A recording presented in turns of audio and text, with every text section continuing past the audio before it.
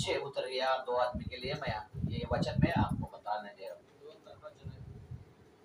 इधर 2వ సాముయేలులో ఉన్నటువంటి మాటలు మనం చూద్దాం. 2వ సాముయేలు గ్రంథం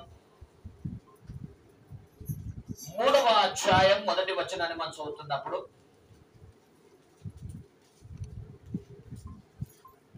సౌలు కుటుంబీకులకును దావీదు కుటుంబీకులకును బహుకాలం యుద్ధము జరుగుగా దావీదు అంతకంతకు ప్రబలెను, సౌలు కుటుంబము అంతకంతకు నీరుసిల్లెను. దేవునికి మహిమ కలుగును గాక. ఇక్కడ చెప్పబడినటువంటి మాటలు మనం గ్రహిస్తూ ఉన్నాం. సౌలు కుటుంబమును దావీదు కుటుంబమును, ఇద్దరి కుటుంబాలను మనం చూస్తా ఉన్నాం. అయితే ఇక్కడ రాయబడినటువంటి మాటలు మనం చూస్తూ ఉన్నప్పుడు అంటాడు, ఇక్కడ ఏం రాయబడిందంటే అక్కడ బహుకాలం యుద్ధాలు జరుగుతా ఉన్నాయి. వారి 2 కుటుంబాలలో వారిద్దరు పరిపాలన చేసిన దినములలో బహుయుద్ధాలు జరిగాయి, భీకరమైన యుద్ధాలు జరిగాయి. ఆ యుద్ధ కాలంలో ఇక్కడ చెప్తున్నాడు, ఏమంటున్నాడంటే బహుకాలం యుద్ధము జరుగుగా దావీదు అంతకంతకు ప్రబలెను, సౌలు కుటుంబము అంతకంతకు నీర్సిల్లెను. దేవుని బిడ్డలారా, దావీదు కుటుంబము అంతకంతకు ప్రబలించున్నది, వర్ధిల్లుచున్నది. సౌలు కుటుంబము అంతకంతకు నీర్సిల్లిపోతున్నది. దేవునికి స్తోత్రం కలుగునుగా. హల్లెలూయా. మంచిగా గమనించాలి. ఆత్మ సంబంధమైన విషయాలు చాలా చక్కగా అర్థం చేసుకోవాలి. ఇక్కడ దావీదు కుటుంబం వర్ధిల్లడానికి ఉన్న కారణాలు ఏంటి? ఎందుకు వర్ధిల్లుతున్నాడు మనం గమనించాలి. దావీదు ఆత్మీయ జీవితంలో వర్ధిల్లుచుండెను.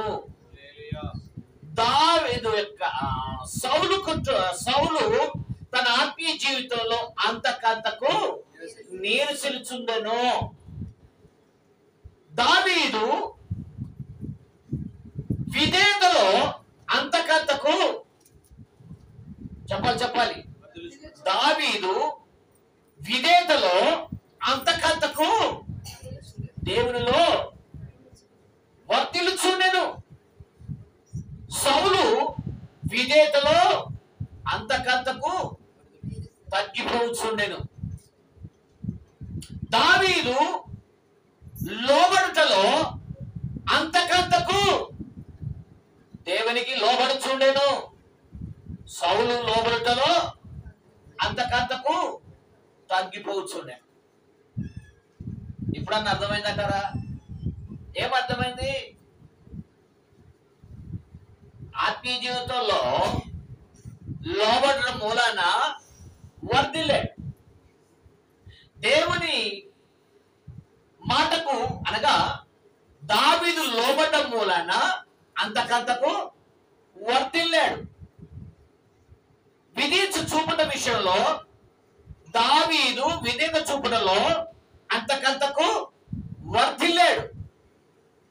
దావీదు సత్యము చెప్పుటలో ప్రతిరోజు తన జీవితాన్ని అంకితము చేసుకుంటం మూలాన వర్ధిల్లెను. ఆ సౌలు లోబడకపోవటం మూలాన అంతకంతకు నేర్చెల్లిపోతున్నాడు. సౌలు తన ఆత్మీయ జీవితాన్ని కాపాడుకోలేనందున అంతకంతకు నీరసిల్లిపోతున్నాడు. ఈ విధంగా అర్థం చేసుకోవాలి. లోబడితే వర్ధిల్తారు, లోబడకపోతే నీరసిల్లిపోతాడు. దేవుని మాటకు లోబడితే వర్ధిల్తారు, దేవుని మాటకు లోబడకపోతే నీరసిల్లిపోతారు. దేవుని మాటకు లోబడితే ఆశీర్వదించబడతారు, దేవుని యొక్క మాటకు లోబడకపోతే కృంగిపోతా ఉంటారు. దేవుని ఆత్మకు లోబడితే ఆశీర్వదించబడతారు, దేవుని మాటకు లోబడకపోతే అంతకంతకు కుళ్ళిపోతా ఉంటారు, నీరుసిల్లిపోతారు. దేవుని బిడ్డలారా, ఇది రెండు కుటుంబాల మధ్యలో ఇద్దరు వ్యక్తుల యొక్క సంభాషణ ఈ రోజు నా ప్రభు ఆత్మ మన మధ్యలో మాట్లాడుతూ ఉన్నాడు. అందుకే ప్రభు ఈ వచనాల ద్వారా మాట్లాడుకున్నటువంటి కారణాలను తెలియజేస్తా ఉన్నాడు. ఏమనంటే, దావీదు దేవుని మాటకు లోబడ్డాడు గనక అతడు ఎక్కడ కష్టాలు వచ్చినా, నష్టాలు వచ్చినా, శ్రమలు వచ్చినా, హింసలు వచ్చినా, యుద్ధాలు వచ్చినా ఎక్కడ కూడా నీరసలిపోకుండా దేవుడు అతన్ని వర్ధిల్లడం చేశాడు. యుద్ధాలు ముందుకు వచ్చినప్పుడు దావీదు వర్ధిల్లుతూ ఉన్నాడు. ఎందుకు యుద్ధాల సమయంలో వర్ధిల్లుతున్నాడంటే, దావీదు ఒకటే, దేవా ఈ దినమున శత్రువు నా మీదకి వస్తున్నది కనుక నన్నేం చేయమంటావు? దేవునికి లోబడ్డాడు. దేవుడు ఆపమంటే ఆగాడు, నడుమంటే నడిచాడు. ఈ రోజున యుద్ధం చేయండి, యుద్ధం చేశాడు. ఈ రోజున మాట్లాడు అంటే మాట్లాడాడు. తన వ్యక్తిగత జీవితంలో ప్రభుకు లోబడి ప్రార్థన జీవితం కలిగి ప్రార్థిస్తున్న సమయంలో దేవుడు ఏది చెబితే అది ఒక్క సున్న అర సున్న కూడా దాటకుండా దేవుని మాటకు లోబడి ఎప్పుడైతే నడవగలిగాడో అతని యొక్క జీవితంలో ఎక్కడ కూడా శ్రమలు అనేది ఆయనను కృంగ చేయలేదు. శ్రమలు వచ్చాయి, నిందలు వచ్చాయి, అవమానాలు వచ్చాయి. ఆఖరకు తన కుటుంబమే శత్రువు వచ్చి తీసుకుపోవలసిన పరిస్థితులు వచ్చాయి. తన భార్య పిల్లల్ని వేరే దేశస్తులు ఎత్తుకుపోవడం జరిగింది. ఎన్ని ఉన్నప్పటికీ కూడా దేవుని సన్నిధిలో కనిపెట్టడం మూలాన, దేవుని సన్నిధిలో ప్రార్థన చేయటం మూలాన, దేవుని మాటకు లోబడ్డం మూలాన దేవుడు ఎక్కడ కూడా దావీదును సిగ్గుపరచలేదు. దేవునికి స్తోత్రం కలుగును గాక. హల్లెలూయా. అన్ని శ్రమల్లో కూడా దావీదును సిగ్గుపరచలేదు. అన్ని కష్టాల్లో కూడా దావీదును సిగ్గుపరచలేదు. ఎందుకంటే దావీదు పక్షమున నిలబడిన వాడు దేవుడే. దేవునికి స్తోత్రం. దేవుడు నిలబడితే శత్రువు ఏమి చేయగలదండి?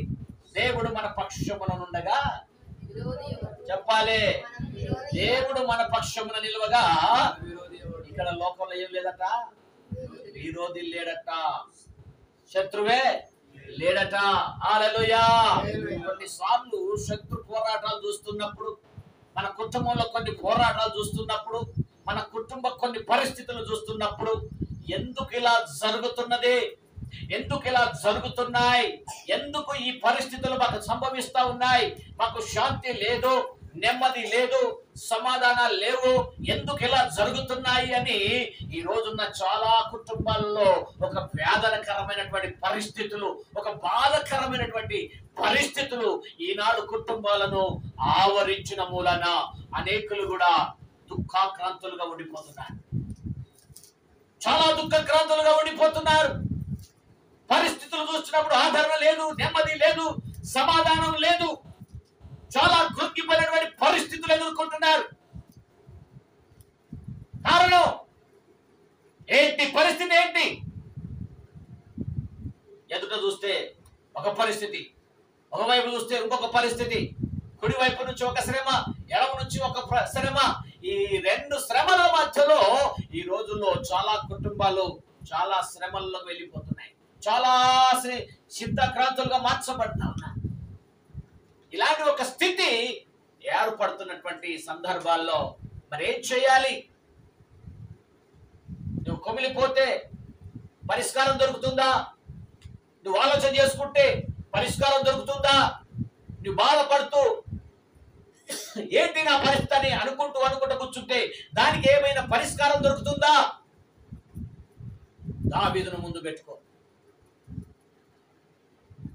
దావీదు ఏం చేశాడంటే ఒక చోట కూర్చొని ప్రార్థన చేస్తా ఉన్నాడు. నా తోడు నీవే, నా అండా నీవే, నా కోట నీవే, నా ఆశ్రయ దుర్గము నీవే. నీవు తప్ప నాకు ఈ లోకంలో చెప్పాలి, ఈ లోకంలో నాకు ఏదంటూ లేదు. నీవు తప్ప ఈ లోకంలో నాకు ఆశ్రయం అంటూ లేదు. నీవే నమ్మదగిన వాడవని దేవుని హత్తుకున్నాడు. ఎప్పుడైతే దేవుని హత్తుకున్నాడో, దేవుని మీద మనసు పెట్టి నడవడానికి ప్రయత్నం చేస్తా ఉన్నాడో, దావీదును దేవుడు ప్రతిరోజు ఏం చేస్తున్నాడు? ఆదరిస్తా ఉన్నాడు. దేవునికి స్తోత్రం కలుగును గాక. దావీదును ఆదరిస్తా ఉన్నాడు. దావీదును ఆదరిస్తా ఉన్నాడు. శ్రమ వచ్చింది, తప్పిస్తా ఉన్నాడు. పల్లె పోటు వచ్చింది, తప్పించాడు. అనేక మరణ భయాలు వెంటాడాయి, తప్పిస్తా ఉన్నాడు. దేవుని బిడ్డలారా, హల్లెలూయా. దావీదు పక్షమున దేవుడు నిలబడ్డాడు. దేవునికి స్తోత్రం కలుగును గాక. హల్లెలూయా. ఎందుకంటే దేవుడు దావీదును జ్ఞాపకం చేసుకుంటున్నాడు. ప్రతిరోజు దావీదును జ్ఞాపకం చేసుకుంటున్నాడు. ఏ శ్రమల్లో వెళ్ళిపోకుండా, ఏ పరిస్థితిలో వెళ్ళిపోకుండా, కొట్టుకొని గాలి కొట్టుకుపోకుండా, వలలు వచ్చినప్పుడు అక్కడ నిలబడ్డాడు. శ్రమ వచ్చినప్పుడు అక్కడ నిలబడ్డాడు. కృంగిపోయినటువంటి పరిస్థితులు వచ్చినప్పుడు అక్కడ నిలబడ్డాడు. హల్లెలూయా. ఇలాంటి పరిస్థితిలో దేవుడు దావీదు పక్షమున నిలబడినట్టుగా సౌలు పక్షమున కూడా దేవుడు నిలబడాలనుకున్నాడట.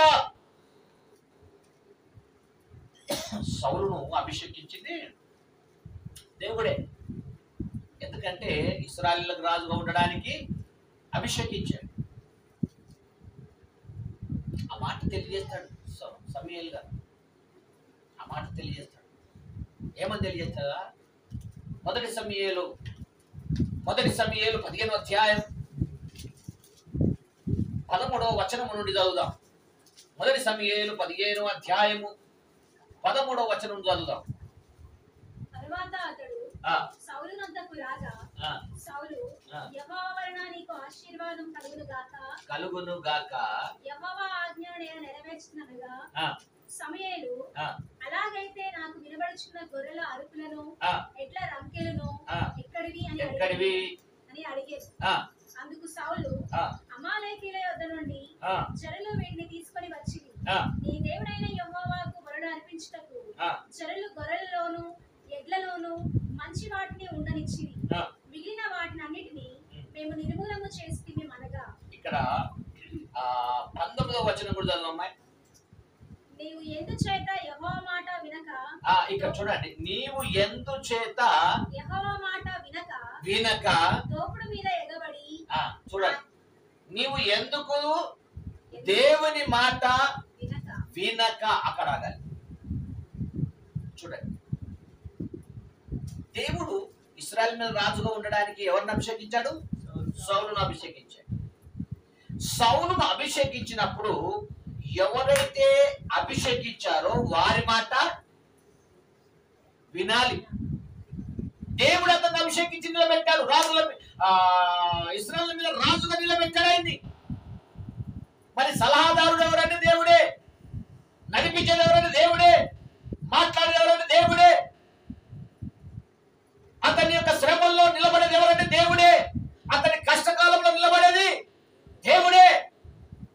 అన్నిటికీ దేవుడైతే మరి ఇప్పుడు ఎవరి మాట వినాలి? చెప్పాలి. హల్లెలూయా. దేవుని మాట వింటే అతనికి ఓటమే లేదు. దేవుని మాట వింటే అబద్ధమే రాదు. కానీ ఆయన ఎవరికి లోబడడం లేదు. దేవునికి లోబడడం లేదు, ఎవరికి లోబడడం లేదు. నేనే అన్నట్టుగా ఉంటున్నాడు. ఆ సమయానికి ఏం మాట్లాడుతాడు చూడండి. యెహోవా మాట వినక దోపుడు మీద ఎగబడ్డావు, ఆయన దృష్టికి కీడు చేసి, అందుకు నీవు ఏం చేసావంట? కీడు చేసావు. అందుకు సౌలు ఆ మాట అనవద్దు. ఏమనొద్దట? ఏం మాట అనొద్దు? కీడు చేసేవాళ్ళు. వంకాయలు మా రోడ్డు మీద వంకాయలు అమ్ముకుంటూ వెళ్ళిపోతుంటే, ఓ వంకాయలమ్మా అంటే, అయ్యా ఎన్ని కిలోలు కావాలని అంటది. ఆ రోడ్డు మీద వంకాయలు అమ్ముకుంటూ వెళ్ళిపోతుంది అనుకోండి, ఓ వంకాయలమ్మా అన్న అంటే, అయ్యా అయ్యా అయ్యా అమ్మ ఎన్ని కిలోలు కావాలమ్మా అంటది. అదే ఈ సౌలు లాంటి వ్యక్తి అనుకో, ఓ వంకాయలమ్మా అంటే, ఓయో నా వంకాయలు అనుకున్నావు, నా పేరు వంకాయలమ్మ అనుకున్నావా అనే మాట అనొచ్చు. అంతేనా? నేను వంకాయలమ్మ అనుకున్నావా? తిరుగు చెప్పలేము అక్కడ ఏం మాట వస్తుందో. కానీ ఈ సౌలును చేసిన తప్పును బట్టి, ఆయన చేసిన పొరపాటును బట్టి దేవుని విషయంలో ఇంత కీడు చేశావు అంటే అలా అనొద్దు. చూడు ఎట్లా ఉంది, అట్లా అనకు. కీడు చేశావు అట్లా అనకు. మరేమనాలి? నా ముద్దుల కొడుక పంచి పని చేసావనల్లా, మహారాజా చాలా బ్రహ్మాండమైన పనులు చేసావయ్యో, బలిపీయడానికి ఏం పశువులు లేవు, గొర్రెలు లేవు, మేకలు లేవు, ఆ శత్రువులు దగ్గరికి మంచి మంచి బలమైన తీసుకొని వచ్చావు కదా, చాలా బుద్ధిమైన పనులు చేసావని మెచ్చుకోవాలా? హల్లెలూయా, హల్లెలూయా. దేవుడు చెప్పిన మాట ప్రకారంగా నువ్వు వెళ్ళుతే, దేవుని మాటకు నువ్వు లోబడి వెళ్ళుతే, నీవెక్కడ కూడా కీడు చెయ్యనట్టే. చాలా సార్లు దేవుని మాటకు లోబడలేకపోతాం. సౌలు లోబడలేడు. సరే, ఇంకేమంటున్నాడు చూడండి. ఆ విషయాలు, కింది విషయాలు ఏమంటాడు? నేను యెహోవా మాట విని యెహోవా నన్ను పంపిన మార్గమున పోయి అమాలేకీయుల రాజైన అగగును తీసుకొని వచ్చితిని, కానీ అమాలేకీయులను నిర్మూలన చేసితిని. అయితే గిల్గాలులో నీ దేవుడైన యెహోవాకు బలి అర్పించుటకై జనులు శపితములగు. ఇక్కడ ఏమంటున్నాడు? శపితములగు గొర్రెలలోను ఎడ్లలోను ముఖ్యమైన వాటిని తీసుకొని వచ్చితిరని సమూయేలుతో చెప్పెను. అందుకు సమూయేలు తాను సెలవిచ్చిన ఆజ్ఞను ఒకడు గైకొనుట వలన, ఇక్కడ చూడండి చాలా మంచి మాట, ఒకడు గైకొనుట వలన యెహోవా సంతోషించినట్లు ఒకడు దహన బలులను అర్పించుట వలన ఆయన సంతోషించున. ఆలోచించు. బలులు అర్పించుట కంటే ఆజ్ఞను గైకొనుటయు. చెప్పలేదు. బలులు అర్పించుట కంటే ఆజ్ఞను గైకొనుటయు, అర్పించుట కంటే మాట వినుటయు శ్రేష్టము. చెప్పండి. హల్లెలూయా. దేవుని ఆజ్ఞకు లోబడుటయే శ్రేష్టం.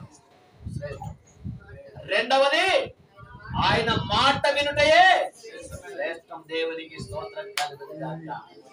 ఈ రెండు పనులు ఎవరు చేయట్లేదు? అందుకే నేను చెల్లిపోయాడు. మన ఆత్మీయ జీవితంలో కూడా క్రైస్తవ బిడ్డలమైనటువంటి మనం చాలా సార్లు భక్తి తెచ్చుకుంటాం, భక్తి చేస్తూ ఉంటాం. మందిరానికి వెళ్ళడం, మందిరంలో 2 పాటలు పాడడం, లేకపోతే కానుకలు వేయటం, దశబాలు వేయటం, ఇంకా ఏవేవో వగేర అన్ని చేస్తాం. ఇవన్నీ కానీ మొట్టమొదలుగా దేవుని ఆజ్ఞ ఏంటి, నా ఎడల ఆయన ఆజ్ఞ ఏంటి, ఇది మర్చిపోతారు. రెండవదిగా నేను ఆయన మాట ప్రకారంగా నా జీవితాన్ని కొనసాగించాలి, అది మర్చిపోతారు.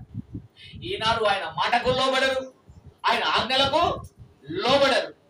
అందుమూలాన ఈ రోజు చాలా కుటుంబాలు పతనావస్థలకు వెళ్ళిపోతున్నాయి, నీరసించిపోతున్నాయి. కారణం రెండు జీవితంలో ఓటమి వచ్చేసింది. దేవుని ఆజ్ఞని ఎక్కడో తప్పిపోతున్నాడు. క్రైస్తవ బిడ్డలు చాలా మంది దేవుని ఆజ్ఞలు ఎక్కడో తప్పిపోతున్నారు. నెమ్మదిగా ఉన్నప్పుడు తప్పిపోతాం, సుఖంగా ఉన్నప్పుడు తప్పిపోతాం, కొంచెం డబ్బు కనబడగానే తప్పిపోతున్నాం, కొంచెం ఐశ్వర్యం కనబడగానే తప్పిపోతున్నాం, కొన్ని పని మాటలు కనబడగానే తప్పిపోతున్నాం. కొన్ని మనకు అన్ని అనుకూలంగా ఉన్నటువంటి సందర్భాలు ఏర్పడగానే మనం ఏం చేస్తున్నామంటే దేవుని ఆజ్ఞను తప్పిపోతున్నాం. అప్పుడు అంటాం, నేను ఎలా తప్పిపోయానండి? ఓ బాబు, నిన్న ప్రార్థన కదా, మరి ఎందుకు రాలే? ఓహో, నిన్న ప్రార్థన కదా, నిన్న నాకు కొంచెం వేరే పని ఉంది, వేరే పని. ఆ వ్యక్తి తెలుసు ఆ పని, ఆ రోజు ప్రార్థన కూడా తెలుసు. ప్రార్థన పోకుండా పర్లేదు, దానికి వెళ్ళకపోతే అటు వెళ్ళకపోతే ప్రాబ్లం కదా. రేపు సండే కదా, రేపు వెళ్ళొచ్చు ప్రార్థనకు. ఈ రోజున మందిరానికి వెళ్ళకున్నా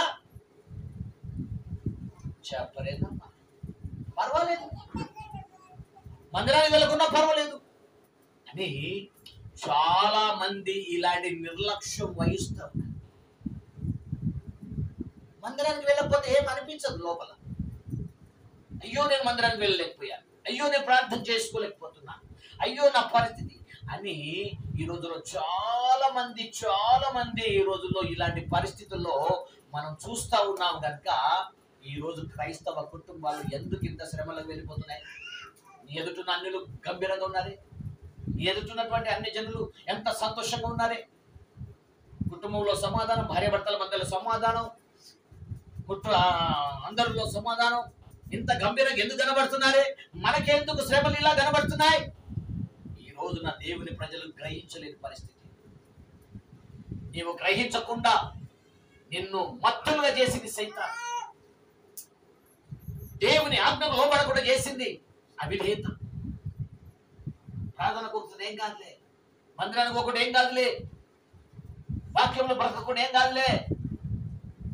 ఈ విధంగా మెల్లమెల్లగా ఒకప్పుడు ఆత్మీయ జీవితంలో ఎదిగిన కుటుంబాలు, ఆత్మ సంబంధంగా సాగిన కుటుంబాలు అంతకంతకు నిలిచిపోతున్నాయి. ఒకప్పుడు దేవుని మందిరం అంటే ఆసక్తి కలిగిన కుటుంబాలు, ఒకప్పుడు దేవుడు అంటే అంత ఆసక్తి కలిగిన కుటుంబాలు ఈనాడు ఎందుకు నిలిచిపోతున్నాయి? నీవు నిలిచిపోవడం కాదు, నీ కుటుంబం అంతా నిలిచిపోవడం కారణం ఏంటి? ఈ రోజున సౌలు చేసిన కొన్ని పొరపాట్లను బట్టి సౌలు కుటుంబం అంతా కూడా శోభంగా మారిపోయి, ఆజ్ఞకు లోబడని కారణాన మొత్తం టోటల్ కుటుంబమే నాశన అవస్థలకు వెళ్ళిపోయింది. ఆజ్ఞకు లోబడడం లేదు. సమయాలు అంటాడు, నువ్వు అల్పుడుగా ఉన్నప్పుడు, నువ్వు ఏ యోగతనిలో కనబడినప్పుడు, నువ్వు గాఢభూమిలో వెంబడి వెళ్ళిపోతున్నప్పుడు ఆయన నిన్ను ఎన్నిక చేసుకొని నిన్ను శ్రేష్ఠుడిగా ఎంచుకొని ఇశ్రాయేలీయుల మీద రాజుగా నిన్ను నియమించను. దేవునికి స్తోత్రం కలుగునుగా. ఇశ్రాయేలీయుల మీద రాజుగా నియమించను నేను. కానీ ఈ దినాన నీవు ఆ స్థితిని గ్రహించలేకపోతున్నావు. ఆజ్ఞను తప్పిపోయావు, మాటను తొలగిపోతున్నావు. నిన్ను నువ్వే పూర్తిగా నేర్చెల్లిపోతున్నా. ఇక్కడ చెప్తున్నాడు. అందుకని ఇక్కడ 14వ వచనంలో మనం చదువుతున్నప్పుడు సమూయేలు, అలాగైతే నాకు వినబడుచున్న గొర్రెల అరుపులను, ఎట్ల రంకెలను ఎక్కడిదని అడిగాను. ఏంటి అట? ఏంటి అట? చెప్పాలి. ఏం తెలియనట్టు కూడా, ఏం తెలియనట్టుగా కూర్చున్నాడు. ఇప్పుడు ఆయన ఏం తెలియదు, నాకేం తెలియదు అన్నట్టుగా కూర్చున్నాడు. ఎవరు? నేను జయించాను, నేను ఆ రాజ్యం జయించా, ఈ రాజ్యం జయించా, ఫిలిప్లను జయించా, అమాలికలను జయించా, అమాలికలను పూర్తిగా నాశనం చేశా అన్నట్టుగా తాను అలాగా ఉంటున్న దినములలో సమూయేలనే ప్రవక్తతో రాజు మాట్లాడుతున్నప్పుడు ఏమి వినబడుతున్నాయట? గొర్రెల అరుపులను, ఎడ్ల యొక్క రంకెలను ఎక్కడి. ఆ మాటకి ఏం చెప్తున్నాడు? అందుకు సౌలు అమాలేకీయుల యొద్ద నుండి జనులు వీటిని తీసుకొని వచ్చింది నీ దేవుడైన యెహోవాకు బలి అర్పించుటకు. ఎవరు తెచ్చారట? ఈయన తేలేదట. జనులు వీటిని తీసుకొని వచ్చిరి. ఎవరి దేవుడు అంట? చెప్పాలి. నీ దేవుడు సమూయేలు దేవుడు. మరి నీ దేవుడు ఎవరయ్యా? ఇక్కడ ఒక మర్మం ఉన్నది. నీ దేవుడు ఎవరంటే నీ దేవుడు అవిధేయత. నీవు లోబడవు, దేవునికి లోబడే తత్వం నీలో కనబడదు. నీ అవిధేయతనే నీ దేవుడు, నీ తిరుగుబాటే నీ దేవుడు, నువ్వు చేసే పనులే నీకు దేవుడు, నువ్వు తింటున్న తిండే నీకు దేవుడు, నువ్వు నడుస్తున్న నరకే నీకు దేవుడు, నీ అబద్ధమే నీకు దేవుడు, నీ మోసమే నీకు అన్నట్టుగా చాలా చక్కగా జవాబిస్తున్నాడు. ఎవరు? సౌలు. నీ దేవునికి ఏం కావాలి? గొర్రెలు కావాలి, మేకలు కావాలి, రంకెల ఎడ్లు కావాలి. ఇవన్నీ నీ దేవుని కోసము ఎవరు తెచ్చారు? నేను కాదు, ఆ ప్రజలు. ఇవన్నీ వీటన్నిటిని ఒకసారి మనం ఆలోచన చేస్తే మన పరిస్థితి ఎక్కడ ఉందో ఒకసారి ఆలోచన చేసుకోవాలి. నేను కాదు, ఈయన ద్వారా వచ్చింది ఇప్పుడు కంప. నేను కాదు, ఈయనతో వచ్చింది నాకు లొల్లి. నేను కాదు, ఈయనతోనే సమస్య. నేను కాదు, ఈమెతోనే నాకు లొల్లి. నేను చేయలేదు, నా వల్ల కాదు. అర్థమైందా మాట? మొదట శ్రమ ఎక్కడి నుంచి ప్రారంభమవుతుంది? ఆ వ్యక్తితోనో, ఈ వ్యక్తితోనో, ఆ మనిషితోనో, ఈ మనిషితో కాదు. శ్రమ ఎక్కడ స్టార్ట్ అయిందంటే, నేనే దేవుని ఆజ్ఞకు లోబడలేకపోతున్నా, నన్ను బట్టి నా కుటుంబము ఎక్కడికి వెళ్ళిపోయింది? ఈనాడు క్రైస్తవ బిడ్డలు ఈ మాటను గ్రహిస్తారా? నేను బాగున్నా, నా భార్య బాగుంది, నా పిల్లలు బాగున్నారు, నా కొడుకు బాగుండు, నా బిడ్డలు బాగున్నారు, నా కోడళ్ళు బాగున్నారు, అందరూ బాగున్నారు అనేటటువంటి ఒక తత్వము ఈ రోజుల్లో క్రైస్తవ బిడ్డల్లో ఉందే గాని మేము ఎక్కడ తప్పిపోతున్నాం అనేది ఎవ్వరును గ్రహించలేని పరిస్థితి. దేవుని బిడ్డలారా, ఒకటి నగ్న సత్యాన్ని మనం గ్రహించాలి. మనం ఎప్పుడైతే ఆజ్ఞను లోబడక వెళ్ళిపోతుంటామో మనల్ని బట్టి మన కుటుంబ పతనావస్థలకు వెళ్ళిపోతుంది. పెద్దలైనటువంటి వారు ఎవరైనా సరే, సేవకులైనా సరే, లేదా సంఘ పెద్దలైనా సరే, సంఘంలో ఉన్న విశ్వాసులైనా సరే, ఎవరైనా సరే, మనం ఎక్కడో దేవుని ఆజ్ఞను ఉల్లంఘిస్తున్నాం కనుకనే మన కుటుంబాలు పతనావస్థలకు వెళ్ళిపోతున్నాయి. ఎక్కడో ఏదో ఆజ్ఞకు లోబడలేకపోతున్నావు కాబట్టి అక్కడ అవిధేయతను ప్రారంభించి అవిధేయతలను ముంచివేసి నిన్ను మెల్లగా ఆత్మీయ జీవితంలో తగ్గిపోయినట్టుగా చేసింది, ప్రార్థన జీవితంలో తగ్గిపోయినట్టుగా చేసింది, దేవునికి లోబడటంలో తగ్గిపోయినట్టుగా చేసింది, దేవుని మాటకు లోబడకుండా చేసింది. అంతకంతకు నీర్సిల్లిపోతున్నటువంటి ఒక జీవితం సౌలు కుటుంబాన్ని ఆవరించినట్టుగా ఈనాడు క్రైస్తవ కుటుంబాలను, దేవుని ప్రజల కుటుంబాలను ఆవరించినందున ఆత్మీయంగా తగ్గిపోతున్నారు, ప్రార్థన జీవితంలో తగ్గిపోతున్నారు, దేవుని మాటకు లోబడే విషయంలో తగ్గిపోతున్నారు. అందుకే కుటుంబాలు శ్రమలకు వెళ్ళిపోతున్నాయి. దేవుడు ఏ కుటుంబాన్ని శ్రమలకు పంపించడు, ఏ మనుషుని శ్రమలకు పంపించడు. కానీ దేవుని అపారమైన కృపను బట్టి దావీదు వలె ఉండాలని, దావీదు లోబడాలని, దావీదు ఏ ప్రకారంగా తన ప్రవర్తనను చక్కపరుచుకొని నిలబడ్డాలో అలాగని ఉండాలని దేవుడు ఇద్దరిని సరి సమానంలో చూస్తున్నాడట. ఇటు సౌలు సరి సమానం చూస్తున్నాడు, ఇటు దావీదును సరి సమానంలో చూస్తున్నాడు. కానీ దావీదు యొక్క జీవితంలో దేవునికి లోబడే జీవితం అది. దేవునికి స్తోత్రం కలుగును గాక. హల్లెలూయా. దావీదు ఎప్పుడైతే దేవునికి లోబడడం ప్రారంభించాడో అప్పుడు దేవుడు ఆ దావీదు యొక్క జీవితాన్ని సిగరింపజేస్తా ఉన్నాడు, అతని జీవితాన్ని సిగరింపజేస్తున్నాడు. ఆయన ఎన్ని యుద్ధాలు వచ్చినా, ఎన్ని శ్రమలకరమైనటువంటి పరిస్థితుల్లో వెళ్ళినా ఎక్కడ కూడా ఓటంపాలు లేకుండా దావీదును దేవుడే సంరక్షించడం ప్రారంభించాడు. హల్లెలూయా. సంరక్షిస్తా ఉన్నాడు, ఆదరించి నిలబెడతా ఉన్నాడు, బలపరిచి మాట్లాడుతూ ఉన్నాడు. దావీదా నా హృదయానుసారుడని చెప్పి దేవుని యొక్క మాట ప్రకారంగా బ్రతకడానికి నేర్పినటువంటి దేవుడు. ఈ రోజున దేవుని బిడ్డలారా, దేవుడే ఆయన వాక్యములో నుండి సంఘముతో మాట్లాడుతున్నప్పుడు, క్రైస్తవ బిడ్డలతో మాట్లాడుతున్నప్పుడు, యూట్యూబ్ లో కూడా అనేక జనులు చూస్తున్నప్పుడు, మాట్లాడుతున్నప్పుడు ఆ వాక్యానికి లోబడ్డం నేర్చుకుంటే, ఆ వాక్యాన్ని బట్టి బ్రతుకు మార్చుకోవడానికి లోబడితే, ఆ వాక్యాన్ని బట్టి ప్రవర్తనను మార్చుకోవడానికి లోబడితే దేవుడు నిన్ను విడువడు. నిన్నే కాదు, నీ కుటుంబాన్ని విడిచిపెట్టాడు.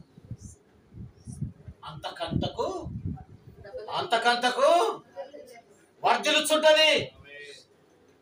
ఎన్ని శ్రమలు రాని, ఎంత భయంకరమైన శ్రమలు రాని, మరణకరమైనటువంటి విషయాలు ముందుకు రాని దేవుడు మాత్రము ఎక్కడా విడిచిపెట్టడు. దేవునికి స్తోత్రం కలుగును గాక. హల్లెలూయా. ఆయన విడువక ఎడబాయక నిన్ను ఆదరించువాడు. దేవునికి స్తోత్రం కలుగును గాక.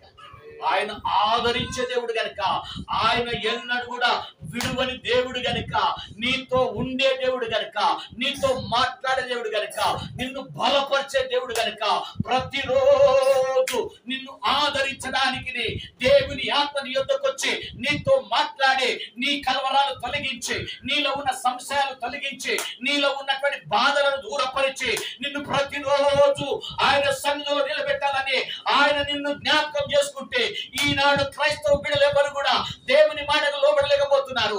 అందుకే శ్రమల పాలైపోతున్నారు.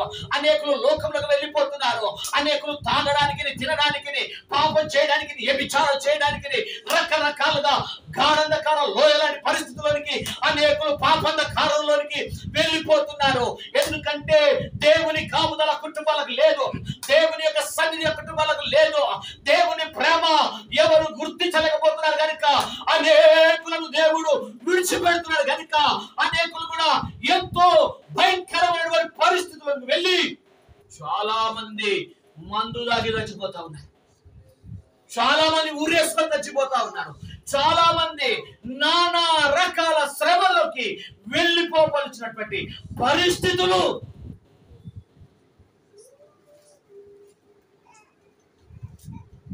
దేవుడు ఎవరికైతే తోడుగా ఉంటారో వారి యొద్దకు ఏమి రాదు? మరణమే రాదు. హల్లెలూయా. మరణం దగ్గరికి రాదు. మరణించాలని కొన్ని పరిస్థితులు వస్తాయి, కొన్ని సందర్భాలు. ఇక నేను ఎందుకు బతకాలి ఈ లోకంలో? ఈ శ్రమలను నేను తట్టుకోలేను, ఈ కష్టాలు నేను తట్టుకోలేను, ఇంత భయంకరమైన శ్రమల్లో నిన్ను ఉండుట కంటే ఏమనుకుంటారు? ఏమైనా తాగి చనిపోవాలి అని నిర్ణయించుకుంటున్నటువంటి వారిని కూడా దేవుడు విడిపిస్తాడు. దేవునికి స్తోత్రం కలుగును. ఒక వ్యక్తి, ఒక దైవజనుడు చెప్తే నేను విన్నాను. ఒక వ్యక్తి చాలా అప్పులు అయిపోయాడట. చాలా అప్పులతో ఉన్నాడు.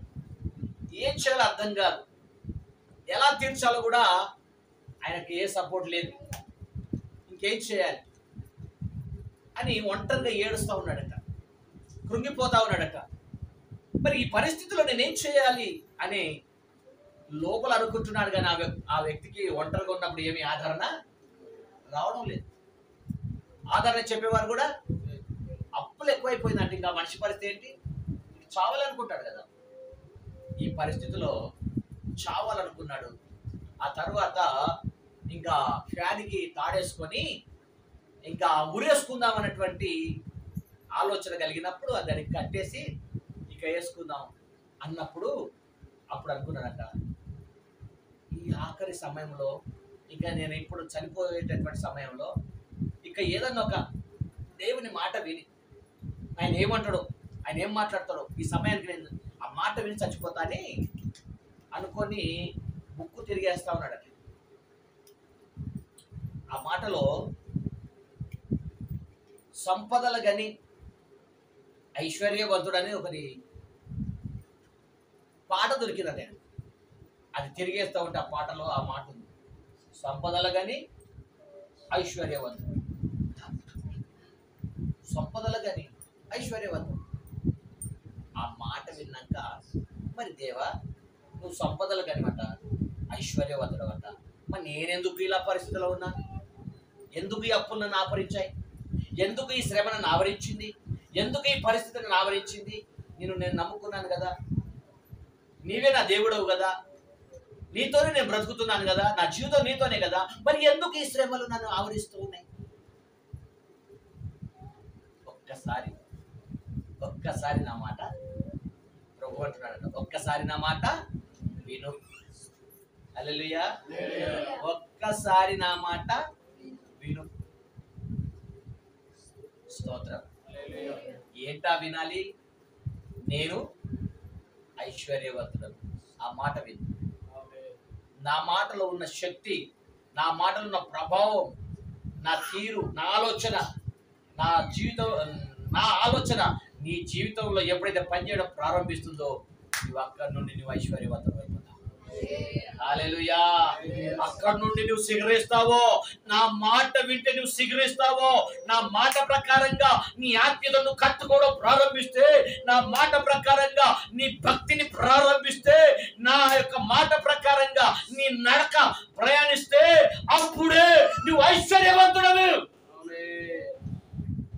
ఈ మాట ఎప్పుడైతే దేవుని నోట నుండి అతని జీవితంలోకి వచ్చిందో, ఆత్మతో మాట్లాడడం ప్రారంభించిందో, ఆత్మ చెప్పు మాటలు ఎప్పుడైతే విన్నాడో, అప్పుడే ఆయన విత్డ్రా చేసుకున్నాడు.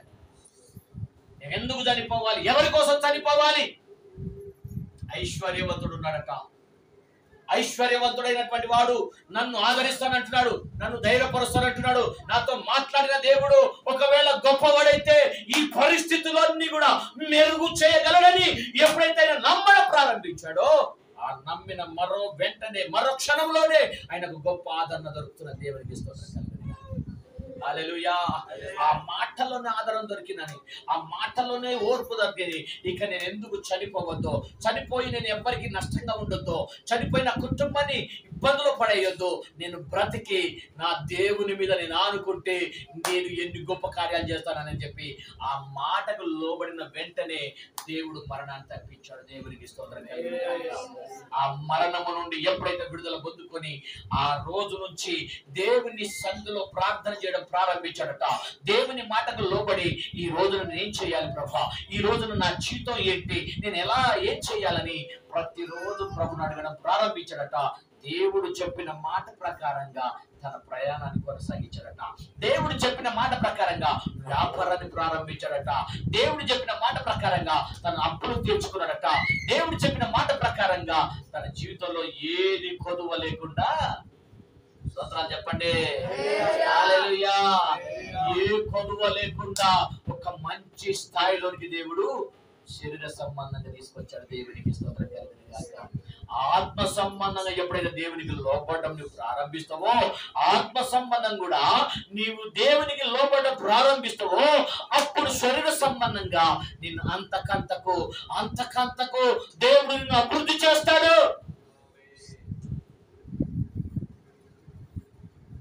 చాలా మంది ఆత్మీయంగా లోపడడం నేర్చుకోరు.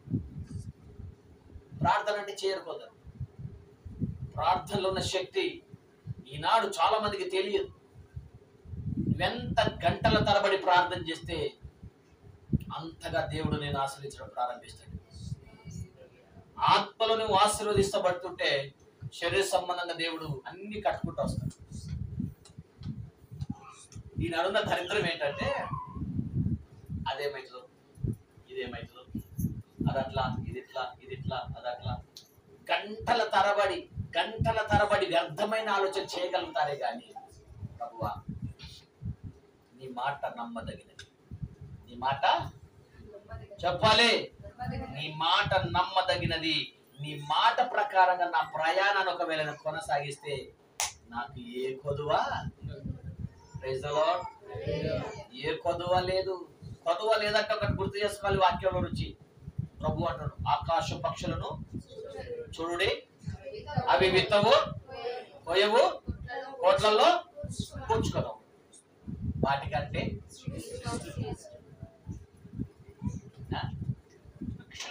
పక్షులను దేవుడు జ్ఞాపకం చేసుకొని బుద్ధి చెప్తున్నాడు మనిషికి. ఆకాశ పక్షులను చూడండి, చూశాను, అవి విత్తవు, కోయవు, అవి తెచ్చుకొని కోట్లలో ఇవన్నీ చేయవు. కానీ రేపటి గురించి చెప్పాలి, రేపటి గురించి చింతే. రేపు ఏం తెచ్చుకోవాలి చింత లేదు, రేపు ఏం మటన్ తెచ్చుకోవాలి చింత లేదు, చికెన్ తెచ్చుకోవాలా చింత లేదు, ఏం తినాలా చింత లేదు, ఏం కట్టుకోవాలని చింత లేదు, ఏ చెట్టు మీద కూర్చోవాలని చింత లేదు, ఎక్కడ పోయి ఆలాలని చింత లేదు, ఏ చింత. హల్లెలూయా, హల్లెలూయా, ఏ చింత లేదు. వాటికంటే మీరు గొప్పలు కాదా? మరి నువ్వెందుకు ఆలోచన చేస్తున్నావు అంటున్నాడు. నువ్వెందుకు ఆలోచన చేస్తున్నావు? రేపటి గురించి ఎందుకు నీ చింత? హల్లెలూయా. పత్రికలు పోదంటాడు, నీ చింత, నీ యావత్తు నీ చింత, నీ యావత్తు అంటే నీ మొత్తం ఆలోచన అంతా నా మీద పెట్టు. వాక్యం చెప్తుంది, నా మీద పెట్టు. నీ చింత యావత్తు నా మీద పెట్టు. నీ ప్రయాణాన్ని హ్యాపీగా, సంతోషంగా, గంతులు వేసేటట్టుగా, ముఖంలో కలగలిగిన జీవితం లాగా నువ్వు కొనసాగిస్తే నీకు సోమర్తనం రాదు, నిద్రమత్తు రాదు, నిన్ను వెంబడించే దయ్యం నిన్ను పరిపరి విధాలలో పడేయదు. ఎప్పుడైతే నువ్వు దేవునికి లోబడ ప్రారంభిస్తే, నీ చింత యావత్తు దేవుని మీద పెడితే, నీ అక్కర్లని తీర్చువాడు ఆయనే. హల్లెలూయా, హల్లెలూయా. దానికి ఒక సిగ్నల్ కూడా మీరు చెప్తారండి. అబ్రహామును దేవుణ్ణి మనం ఒకసారి చూద్దాం. అబ్రహాము ఆయనకు తినడానికి తప్పలేదు, ఐశ్వర్యానికి తప్పలేదు, గొప్ప ఐశ్వర్యవంతుడు, మస్తు ఆస్తిపరుడు, చాలా మంది పనివారు, ఎంతో ఉంది. కానీ ఒక్కటి కొదువు ఉంది. ఏంటా కొదువా? పిల్లలు లేరు. సరే, దేవుడేమో అబ్రాము పక్షం ఉన్నాడు, అబ్రామేమో దేవుడి పక్షం ఉన్నాడు. ఇద్దరు మాట్లాడుకుంటున్నారు. అందుకని వాళ్ళిద్దరు ఎలా పిలుచుకుంటున్నారు? దేవుడు అబ్రాము ఏమని పిలుస్తాడు? స్నేహితుడా. చేతులు ఇయ్యవా? స్నేహితుడా. పరలోకమందున దేవుడు నన్ను స్నేహితుడా అన్నదమ్ముల్లాగా మాట్లాడు. అంటే ఎంత బంధం ఉంది అక్కడ, ఎంత బంధం ఉంటే ఆ మాట వస్తుందండి, ఎంత ప్రేమ ఉంటే అంత మాట వస్తుందండి.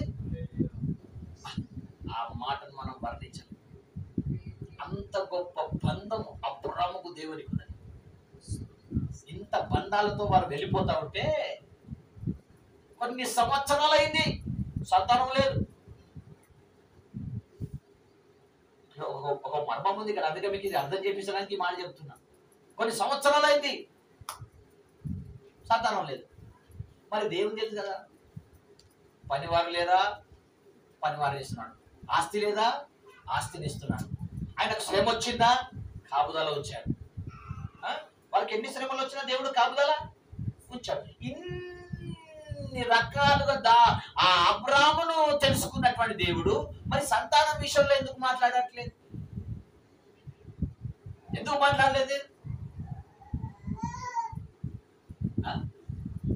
దేవుడు అనుకుంటున్నాడు, నా దాసుడు నన్ను అడిగితే నేను ఇస్తాను.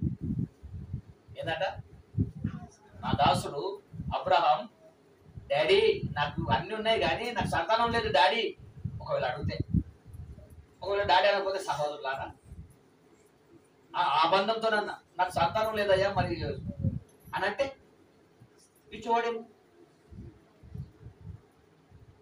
ఆయన అంటాడు, ఆయన అడిగితే నేను ఇస్తాను ఆయన అనుకుంటున్నాడు.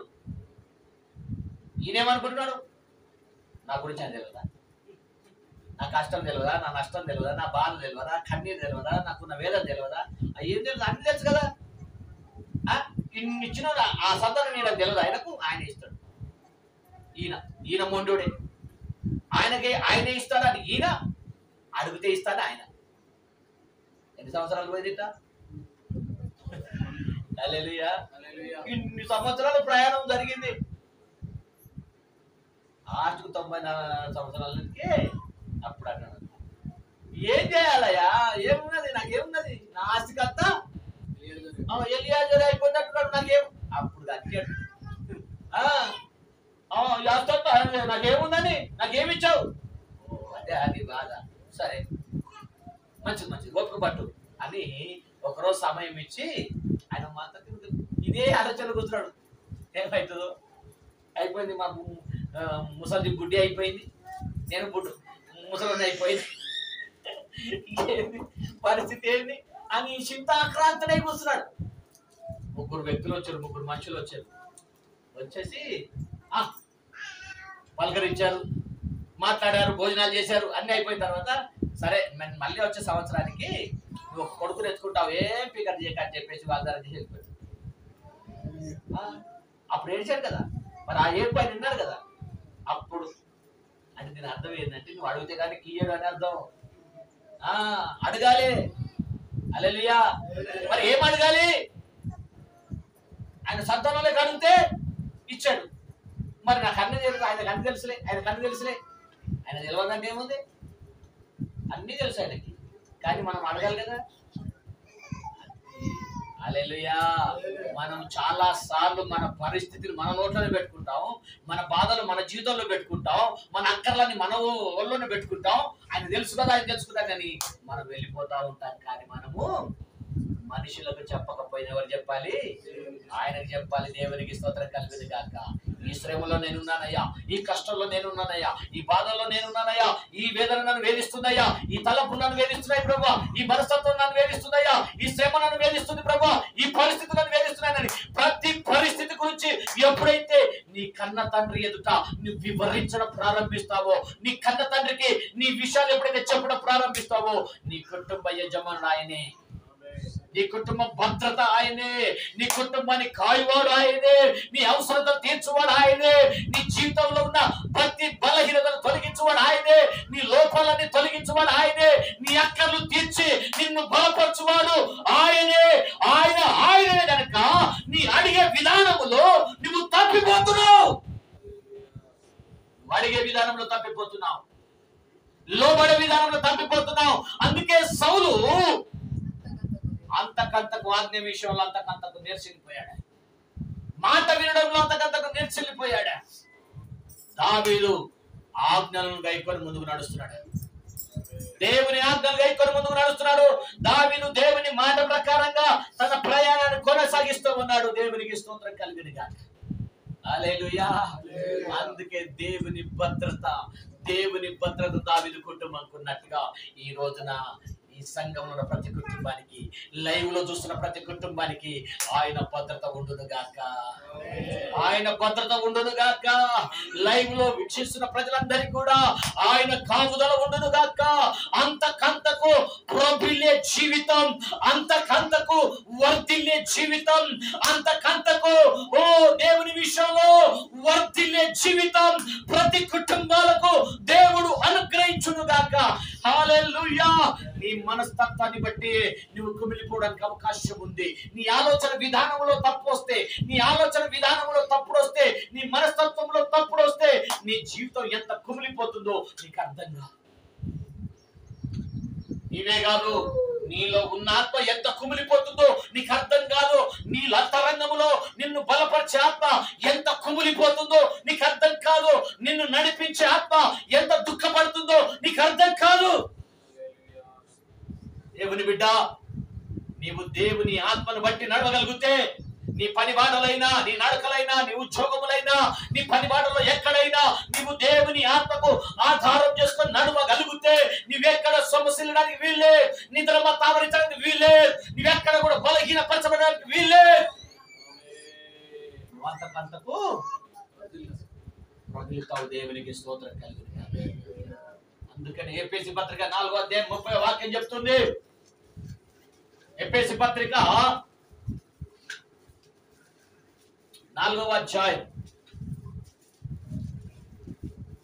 దేవుని పరిశుద్ధాత్మను దుఃఖపరచుకుడి. ఇక చూడండి, దేవుని పరిశుద్ధాత్మను దుఃఖపరచుకుడి, విమోచన దినం వరకు ఆయన యందు మీరు ముద్రింపబడి ఉన్నారు. హల్లెలూయా. ఏంటంట చెప్పాలి. దేవుని పరిశుద్ధాత్మను దుఃఖపరచకుడి, విమోచన దినం వరకు ఆయన మిమ్మును చెప్పాలి. ఆయన దేవుడు మిమ్మును ముద్ర వేశారు. హల్లెలూయా. ఎక్కడో దూరంగా ఉన్న నా స్నేహితుడు నాకు ఒక లెటర్ వేశాడు. లెటర్ పోస్ట్ ఆఫీస్లో పడింది. ఆ పోస్ట్ అధికారి తీసుకొని దానికి ఏం చేశాడు? సిల్ వేశాడు, ముద్ర. ఎక్కడ? బొంబాయిలో ఉన్న స్నేహితుడు నాకు లెటర్ వేస్తే నాకు అందేంత వరకు దాన్ని ఎవరు ఓపెన్ చేయడానికి వీల్లేదు. హల్లెలూయా. దాన్ని ఎవరు ముట్టడానికి కూడా ఆ మధ్యవర్తి అనే పోస్ట్ మ్యానే, దాన్ని భద్రం చేయడం వారి పని, దాన్ని తీసుకురావడం వారి పని, నాకు అప్పగించడం కూడా వారి పని. ఆ లెటర్ నాకు అందేంత వరకు కూడా ఫుల్ సెక్యూరిటీ వారిదే. హల్లెలూయా. అట్లాగే ఇప్పుడు నన్ను ప్రేమించి దేవుడు నాకు ఇచ్చిన ఆ పరిశుద్ధాత్మ పనిదే. మీరేమనుకుంటున్నారు? నా జీవితం నా ఇష్టం, నా వయసు నా ఇష్టం. నీ ఇష్టం కాదు. నీ వయసు మీద నీకు అధికారం లేదు, నీ బతుకు మీద నీకు అధికారం లేదు, ఏది డిసైడ్ చేయడానికి అధికారం లేదు. నేను నీ చిత్తం. నేను నడవాలన్న నీ చిత్తమే, తినాలన్న నీ చిత్తమే, కూర్చోవాలన్న నీ చిత్తమే, ఆలోచన చేయాలన్న నీ చిత్తమే, ఈ రోజు నా కుటుంబం గురించి ఏం జరగాలన్న నీ చిత్తమే. నా చిత్తమేమి? నీవు నీ సొత్తు కాదు, విలువ పెట్టి కొనబడ్డావు. యేసయ్యా ఆయన రక్తం పెట్టి నిన్ను నన్ను కొన్నాడు. నువ్వు కొనబడ్డావు, నీవు నీ సొత్తు కాదు. కొనబడిన నీ జీవితంలో దేవుడు ఏం పెట్టాడట? దేవుని పరిశుద్ధాత్మను పెట్టాడు. హల్లెలూయా. దేవుని పరిశుద్ధాత్మ నీలో ఉంటే నీవు ఇప్పుడు దేవుని ఆత్మను బట్టి నడుస్తున్నావా, లేదా నీ మనసును బట్టి నడుస్తున్నావా? ఈ రోజున దేవుని ఆత్మ నిన్ను ఆదరిస్తుందా, లేకపోతే నీ ఊహాగానాలు నిన్ను ఆదరిస్తున్నాయా? ఈ రోజున నీవు ఏ స్థితిలో ఉన్నావు, నీ మార్గం ఎలాగుంది, నీ ఉద్దేశాలు ఎలాగున్నాయి? అందుకనే కీర్తనకారుడు చెప్పాడు కదా, మనం ఇందాక చూసినాము. దేవునికి స్తోత్రం. నేను నీకు ఉపదేశము చేసేదను, నడవలసిన మార్గము నేను నిన్ను నడిపిస్తాను. దేవునికి స్తోత్రం కలుగును గాక. ఏ ఉపదేశం అయితే నీకు చెబుతానో ఆ ఉపదేశములో పెట్టి నీవు నడవలసిన మార్గంలో నిన్ను నడిపిస్తాను. దేవునికి స్తోత్రం కలుగును గాక. నీవు నడవలసిన మార్గం అది నీ మార్గం కాదు, అది క్రీస్తు మార్గం. దేవునికి స్తోత్రం కలుగును గాక. ఏ క్రీస్తు మార్గంలో అంటున్నాడో ఆ క్రీస్తు మార్గంలో ఏముందంట?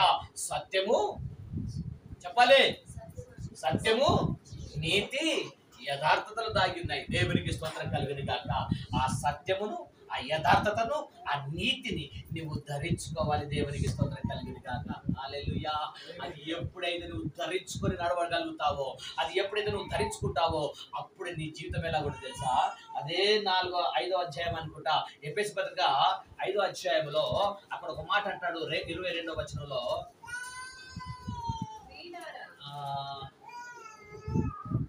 అదే 4వ అధ్యాయంలోనే, 4వ అధ్యాయం 23, 24 చదువు అమ్మాయి. ఎఫెసీ పత్రిక 4వ అధ్యాయం 23, 24.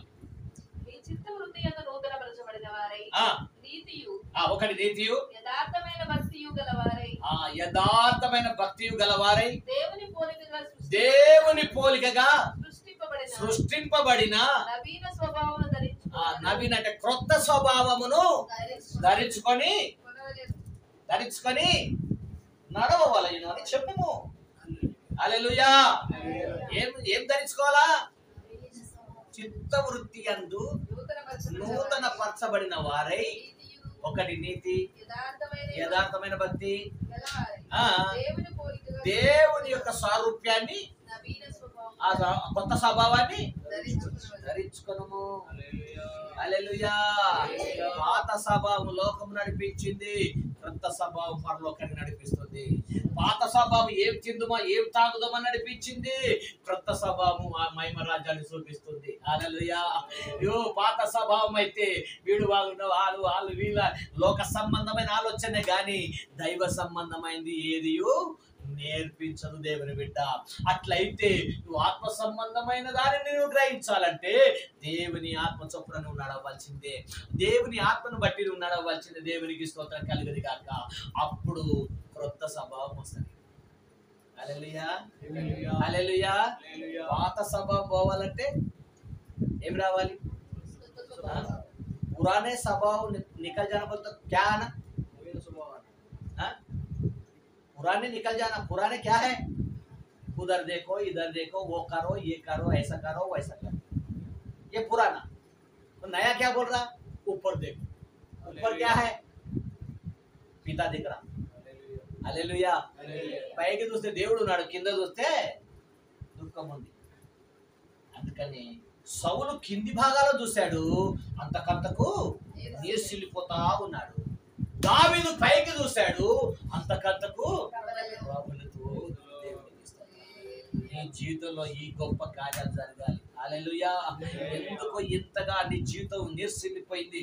ఒకప్పుడు ఆత్మీయ కుటుంబంలో పుట్టిన నీవు ఈనాడు ఇంత దిగజారిపోయిన స్థితిలో ఉన్నావు. ఒకప్పుడు మంచి ఆసక్తి కలిగిన నీవు ఈనాడు ఇంత దిగజారిన స్థితిలోకి వెళ్ళిపోతున్నావు. నువ్వు దిగజారిన స్థితి నీకు అర్థం కాదు, కానీ వారు బాగలేరు, వీరు బాగలేరు, వారు అట్లా, వీరిట్లా. ఈ స్థితి ఈ రోజున క్రైస్తవ కుటుంబాలు దాపించింది. దేవుని బిడ్డ, వారిని వీరు చూసుకోవడం కాదు, నేనెట్లా, వారిట్లా వారట్లా కాదు, నేనెట్లా. నిన్ను నువ్వు ఎప్పుడైతే పరీక్షించుకోవడం ప్రారంభిస్తావో నీ పాత స్వభావం చచ్చిపోతుంది, కొత్త స్వభావంతో నింపబడతావు. నూతన స్వభావంతో ఎప్పుడైతే నువ్వు నింపబడుతున్నావో అప్పుడు యథార్థత నీలో ప్రారంభమవుతుంది, సత్యము నీలోనికి ముందుకు వస్తుంది. ఈ సత్య మార్గంలో నువ్వు వెళ్తే అప్పుడు అంటాడు, నేనే సత్యమును, నేనే జీవమును, నేనే నా యందు నడవండి, అప్పుడు తండ్రికి కనబడతాడు అంటున్నాడు. ఈ జీవితం నీలో ఎప్పుడైతే కొనసాగబడుతుందో, ఇలాంటి పరిపక్వత నీ ఎప్పుడైతే నీ జీవితంలోకి వస్తుందో, నీ కష్టాలు వెళ్ళిపోతాయి, నీ బాధలు వెళ్ళిపోతాయి. ఏ సమస్య అయితే నీ ముందుందో ఆ సమస్యలు తొలగిపోతాయి. ఏ అక్కడైతే నువ్వు కలిగి ఉన్నావో అన్నీ తొలగిపోతాయి. అంటే నువ్వు ఆకాశ పక్షుల కంటే గొప్పవాడవు. దేవునికి స్తోత్రం కలుగును గాక. ఇంత గొప్ప జీవితాన్ని దేవుడు నీకు అనుగ్రహించినప్పుడు, ఇంత గొప్ప మధురమైనటువంటి జీవితం దేవుడు నీకు అనుగ్రహిస్తే, నేను ఈ రోజు ఏం చేస్తే బతుకుతా, రేపు ఏం పని దొరికితే బతుకుతా, నేను ఎక్కడ పోతే బ్రతుకుతా, నీకు చింత అవసరం లేదు. దేవునికి స్తోత్రం కలుగును గాక. ఏ చింత నీకు అవసరం లేదు, ఏ బాధ నీకు అవసరం లేదు. దేవుడు నీకు ఏదో దాచిపెట్టాడు, నీ గురించి ఏదో దాచిపెట్టాడు. ఆ సమయానికి తీసుకొచ్చి నీ ముందు పెడతాడు. ఏదో దాచిపెట్టాడు, అది నీకు దొరకట్లేదు, అది ఎలా పొందుకోవాలి నీకు అర్థం కాలేదు.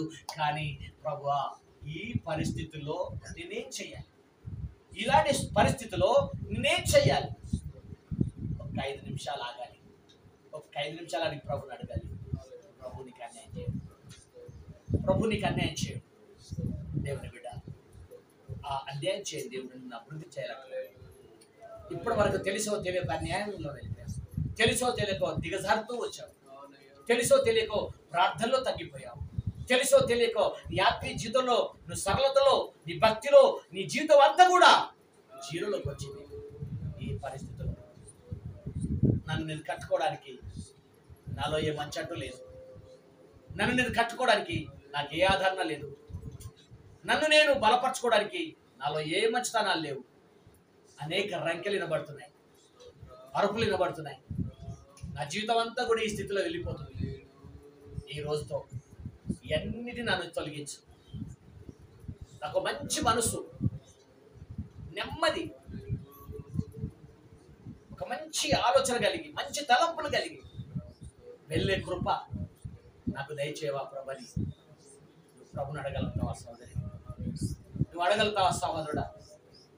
ఈ రోజు నన్ను చాలా కష్టంలో ఉండవచ్చు, ఈ రోజు నన్ను నీకేంటో తోచని పరిస్థితి నీకు ఆవరించవచ్చు, నువ్వు కృంగిపోతున్నటువంటి పరిస్థితులు నువ్వు ఆవరించవచ్చు.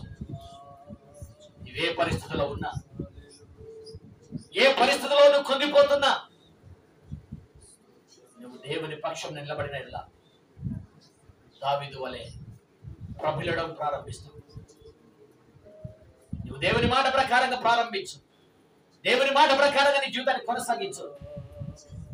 ఎక్కడ దుఃఖపడవలసిన పని లేదు. నీ పక్షంలో నిలబడేది దేవుడే. మరణ ఛాయలను విడిపించి జీవపు దాత అయిన దేవుడు, జీవంలో నడిపించినటువంటి ఆ గొప్ప దేవుడు నీ పక్షం నిలబడాలనుకున్నాడు, నీతో నడవాలనుకుంటున్నాడు, నీతోనే మాట్లాడాలనుకుంటున్నాడు. ఈరోజు నువ్వు హృదయాన్ని దేవునికి ఇవ్వకుండా, నడవలసిన మార్గంలో నడవకుండా, వినవలసిన మాటలు వినకుండా, నీ హృదయాన్ని బంద్ చేసుకొని, నీ హృదయానికి తాళం వేసుకొని, చెప్పబడిన మాట ఒక్కటి అర్థం చేసుకోకుండా వేదంతో వస్తున్నావు, వేదంతో వెళ్ళిపోతున్నావు. ఏదో పరిస్థితులు వస్తున్నావు, ఏదో పరిస్థితులు వెళ్ళిపోతున్నావు. ఈ రోజున నీ ప్రభు నీ హృదయ వాంఛలు ఎరిగి నీతో మాట్లాడుతున్నాడు, నీ హృదయ తలంపులు ఎరిగి నీతో మాట్లాడుతున్నాడు. ప్రభువా, నా జీవితంలో నువ్వు ఉండండి. దావీదును ఆదరించిన వాడవు నీవే, దావీదు పక్షంలో నిలబడిన వాడవు నీవే. నీ మాటకు లోబడిన వారిని ఎన్నడు విడవవు ఎడబాయవు. నా జీవితంలో ఈ కార్యం చేయి ప్రభని నీ రొమ్ము మీద చేసుకొని ప్రభు అడుగుతావా? నీ హృదయం మీద చేయి పెట్టుకొని నా జీవితంలో గొప్ప కార్యం చేయి ప్రభు నువ్వు అడుగుతావా? అది ఎలాంటి పరిస్థితులైనా సరే, ఎలాంటి గడ్డు పరిస్థితులైనా సరే, ఎలాంటి శ్రమలైనా సరే, నిన్ను కృంగజేసే ఏ వేదనైనా సరే ఆయనకు సమస్తం సాధ్యం. ఆయన చేయగల దేవుడు, ఆయన గొప్పవాడు. నీ మనసు మంచిగా ఉన్న ఎడల,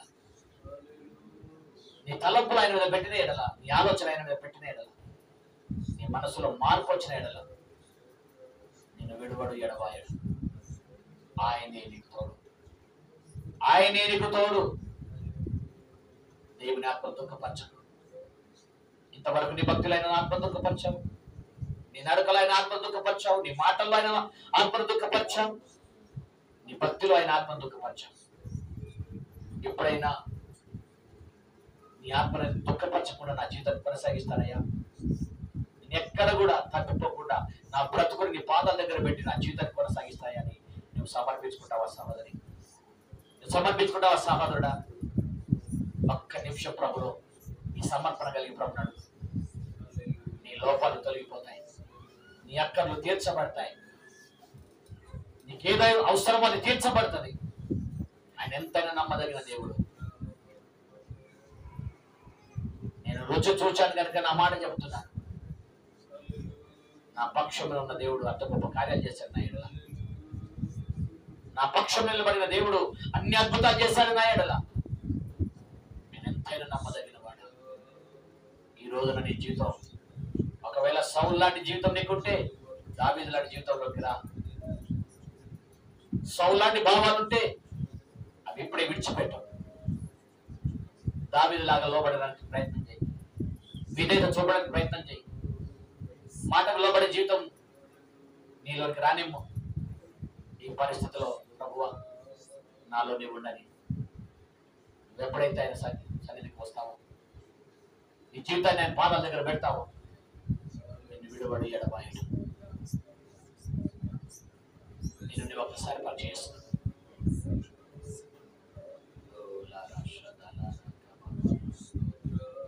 బాబా బాబా తులారా షాదురా కవామాష్ ఇలావ్ జీసస్ హల్లెలూయా. స్తోత్రం స్తోత్రం స్తోత్రం. ఈ పునరుద్ధాన దినమందు సౌలు నీ ముందు వచ్చాడు, దావీదు నీ ముందు వచ్చాడు. నువ్వెవరి వల్ల ఉండాలనుకున్నావో పరీక్ష చేసుకొని ఆలోచన చేయగలిగితే, ప్రభువా నేను దావీదు వల్ల ఉంటాను. నా మార్పు, నా జీవితంలో మార్పు, నా మాటల్లో మార్పు, నా సూపుల్లో మార్పు, నా ఊహల్లో మార్పు, నా తలంపులో మార్పు, నా బతుకులోనే మార్పు నువ్వు ఇస్తావనే మాటతో నీ వద్దకు వస్తున్నానని ఒక్కరు ప్రార్థన చేయండి. ఒక్కరు ప్రార్థన. జీసస్ స్తోత్రం స్తోత్రం స్తోత్రం స్తోత్రం.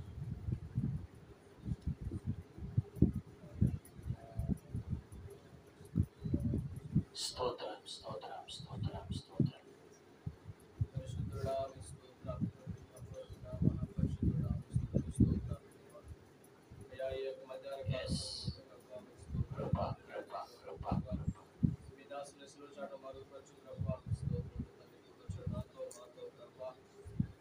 స్తోత్రాలు తండ్రి ప్రభా. మా మార్పును కోరి తండ్రి అయ్యా మా జీవితాలు ప్రభా మేలుకరంగా ఉండాలని నాయన మీరు ఆశించి ప్రభా మరొకసారి ప్రభా ఏదైతే మీరు మాట్లాడిన ప్రతి మాటకే మీ వందనాలు స్తోత్రాలు తండ్రి నాయన ప్రభా. అయ్యా మీ సన్నిధిలో దేవా మీకు స్తోత్రుడు తండ్రి నాయన ప్రభా. అయ్యా ఇదిగో నాయన ప్రభా నాడు నాయన సౌలు ప్రభా మీకు తిరుగుబాటు చేసి తండ్రి మీకు అవిధేయత చూపించి ప్రభా మీకు స్తోత్రాలు తండ్రి. అంతకంతకు నాయన ప్రభా అయ్యా నశించిపోయినట్టుగా నిరసరిపోయినట్టుగా చూస్తున్నాం తండ్రి. మీకు స్తోత్రాలు తండ్రి నాయన ప్రభా. అయ్యా దావీదు నాయన మీ మాట విని ప్రభా మీ అందు భయభక్తులు కలిగి ప్రభా మీకు స్తోత్రాలు తండ్రి నాయన ప్రభా.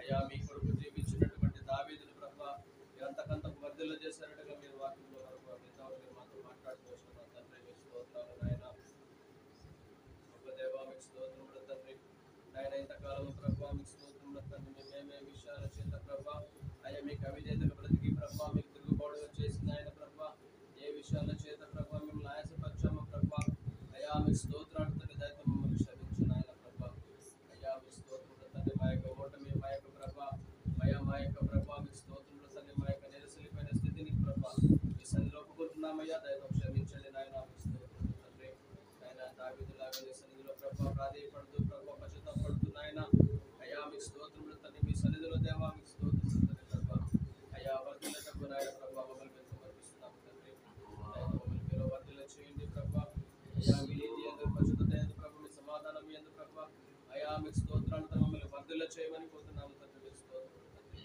అయ్యా విశ్వాసంలో వర్ధిల్ల చేయండి ప్రభా నీతిలో వర్ధిల్ల చేయండి పరిశుద్ధతలో వర్ధిల్ల చేయండి ప్రభా మీకు స్తోత్రుడు భక్తిలో వర్ధిల్ల చేయండి ప్రభా మీకు స్తోత్రుడు అయ్యా మీ సన్నిధానంలో నాయన మీ స్తోత్రుడు అయ్యా మీకు అప్పగించుకుంటున్నాం నాయన జ్ఞాపకం చేసుకోండి కృప చూపించండి సహాయం తెచ్చండి ప్రభా ఏ పనులు నాయన మీకు సమర్పిస్తున్నాము నాయన మీకు స్తోత్రాలు కృప చూపించండి సహాయం తెచ్చండి నాయన మీకు స్తోత్రాలు అన్ని విషయాలు మీకు లోబడటకు మమ్మల్ని సమర్పిస్తూ ప్రభా స్థలమందు విచారందరినీ మీ దయగతులకు సమర్పిస్తూ సమస్త ప్రభుత్వంలో మా రక్షకుడు మా కాపరి మా పోషకు సమృద్ధమైన ఈ అత్యున్నతమైన శ్రేష్టమైన శక్తి గల నామములో ప్రార్థించి అడిగి పెట్టుకుని ఆమేన్. సకల ఆశీర్వాదముల కారణభూతుడా పరమ తండ్రి పరిశుద్ధుడా నీకు వందనాలు స్తోత్రాలయ్యా. ఈ మధ్యాహ్న కాల సమయమందు ప్రభువా మీరు మమ్మల్ని ప్రేమిస్తున్నారు కనుకనే మీరు మాతో మాట్లాడుతున్నారు. ఆ జీవితాన్ని అవకతలు కలిగిన పరిస్థితులన్నీ తొలగించి మెరుగైన జీవితం కలిగి బ్రతకాలని దావీదును మా ముందు పెట్టి అలాంటి విధేయత అలాంటి ఆత్మీయ జీవితం మంచి మనసు లోబడటం ఆయన జీవితంలో ఉన్న మూలాన ఆయన వర్ధిల్లాడని మేము కూడా అలా జీవించి వర్ధిల్లాలని కోరుతున్నాం. ఇంకా మా జీవితాన్ని కట్టుకోవడానికి కృప చూపండి. ప్రతి కుటుంబాన్ని మీరు దర్శించండి ప్రభా, ప్రతి అవసరతలు తీర్చండి అయ్యా. మేము అనేక సమస్యల్లో ఉన్నాం, అనేక బాధల్లో ఉన్నాం. అన్నిటిని కూడా తొలగించి అక్కడలు తీర్చి ఈ కృపలో బలపరచండి, ధైర్యపరచండి. ఆత్మ సంబంధమైన ఆలోచనతో నిలబెట్టండి. సంఘం నీది స్వరక్తం ఇచ్చుకోనండి. సంఘంలో ప్రతి ఒక్కరు కూడా నీ ఆత్మను దుఃఖపరచుకున్నట్లు దేవా ఆత్మకు మా లోబడి ప్రవర్తనను మార్చుకునే కృపలో తీసుకురండి అయ్యా. నీకు వందనాలు అయ్యా. నీకు దావీదును జ్ఞాపకం చేసుకున్నాం, దావీదు పక్షం నిలబడ్డా.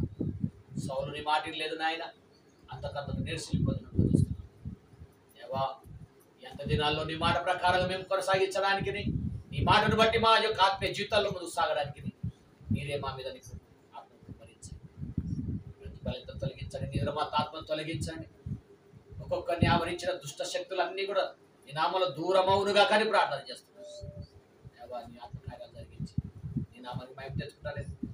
ఘనత మహిమ ప్రభావాలు మీ హస్తానికి అర్పించి యేసు నామమున అడుగుతున్నాం మా పరమ తండ్రి, ఆమేన్.